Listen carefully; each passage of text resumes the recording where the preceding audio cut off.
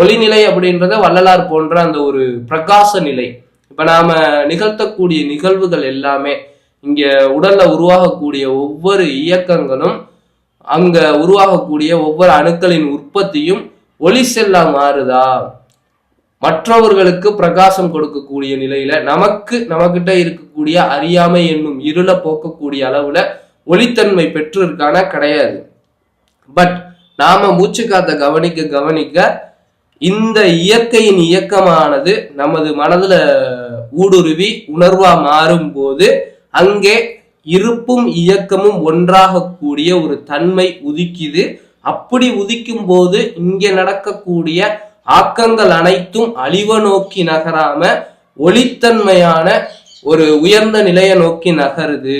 அப்படி நகரும் போது அறுபற்றும் 6 குணம் அப்படின்னு சொல்லுவாங்கல்ல, 6 குணத்தின் நிலையை தொட்டுதான்